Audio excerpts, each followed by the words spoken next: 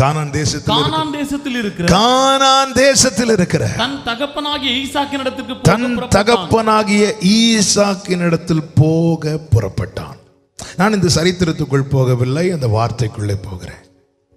அவன் தகப்பனிடத்தில் போக புறப்பட்டான். ஓகே, இதுவரை யாக்கோபுடைய வாழ்க்கை என்னவென்று பார்த்தால் ஒரு நிலையான வாழ்க்கை இல்லை. யாரையோ டிபெண்ட் பண்ணி இருக்கணும், இதுதான் அவனுடைய வாழ்க்கையா இருந்தது. இன்னும் சொல்ல வேண்டுமானால் அவனுக்கென்று ஒரு ஐடென்டிட்டி இல்லை, அவனுக்கென்று ஒரு அடையாளம் இல்லை. யாக்கோபை குறித்து கேட்டா சொல்லுவான், அவன் ஏமாற்றுக்காரன். லாபானிடத்தில் யாக்கோபை குறித்து கேட்டால் சொல்லுவான், அவன் திருடன். எனவேதான் யாக்கோபை பார்த்து லாபான் என்ன சொல்லுகிறான், திருட்டளவாய் நீ எல்லாரையும் இழுத்துட்டு கொண்டுட்டு வந்தது என்ன? அவனுக்கென்று ஒரு அடையாளம் இல்லாதிருந்தது. ஏதோ ஒன்று, யாரையோ ஒன்றை சார்ந்திருக்கணும். மாமா வீடு இல்லைன்னா அப்பா வீடு, ஏதோ ஒன்றை சார்ந்திருக்கணும். வாழ்க்கை 20 வருடம் இப்படியே கழிந்து விட்டது. கஷ்டப்படுவான், ஆனால் பிரயாசத்தின் பலனை அவனால் சுதந்திரமாய் அனுபவிக்க முடியாது. ஏன்னா லாபான் தடையா நிற்கிறான். எத்தனை முறை ஏமாற்றப்பட்டான்.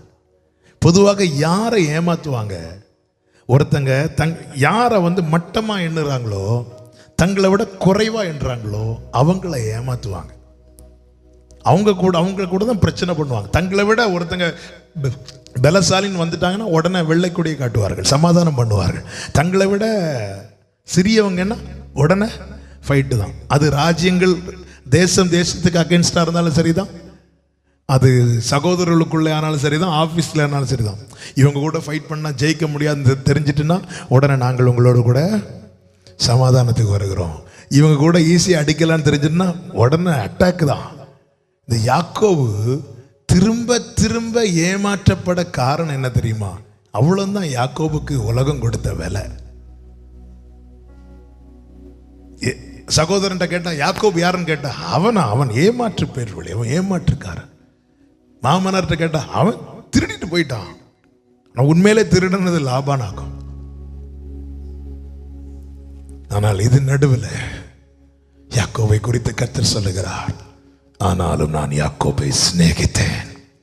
அவர் சிநேகித்ததுனால யாக்கோபு சொல்றார், திரும்பு, தகப்பனிடத்தில் திரும்பு, உன் தகப்பன் வீட்டுக்கு திரும்பு. யாக்கோபு கானான் தேசத்தில் இருக்கிற தன் தகப்பன் வீட்டுக்கு போக புறப்பட்டான். போகும் வழியிலே நடந்தது என்ன? யாபோக் காற்றின் கரையில் வைத்து கர்த்தர் அவனை சந்தித்தார். இதுவரை யாக்கோபே உனக்கு என்ன இல்லை தெரியுமா? உனக்கென்று ஒரு அடையாளம் இல்லை. ஒவ்வொருவரும் வாயில வந்தது போல ஒன்னு சொல்றாங்க, தங்களுக்கு தெரிந்தது போல ஒன்னு சொல்றாங்க. யாக்கோபே, உன் வாழ்க்கை நிலையானதா இல்லை, உன் வாழ்க்கை உறுதியானதா இல்லை. தங்களுக்கு தெரிந்தது போல, தங்களுக்கு தோணுனது போல உன்னை குறித்து சொல்லி கொண்டிருக்கிறார்கள். ஆனா யாக்கோபே, இன்னைக்கு நான் உன் அடையாளத்தை மாற்ற போறேன். இனி என்றென்றைக்கும் நீ இஸ்ரவேல் என்று அழைக்கப்படுவாய் என்று சொல்லி கர்த்தர் அவனை தொட்டார். என கேட்கிற அன்பு சகோதரா சகோதரி, அங்கும் இங்கும் அலைந்து திரிந்த அடையாளத்தை இழந்திருக்கிறாயோ? கர்த்தர் சொல்லுகிற வார்த்தையை கேளுங்கள். கர்த்தரிடத்தில் திரும்புங்கள். இனி உன்னை ஏமாற்றுக்காரன் என்றோ திருடன் என்றோ வாய்க்கு வந்தது போல உலகம் சொல்ல தேவன் அனுமதிக்க மாட்டார். கர்த்தருடைய வாய் சொல்லும் புது நாமத்தால் நீ அழைக்கப்படுவாய். ஹல்லேலூயா.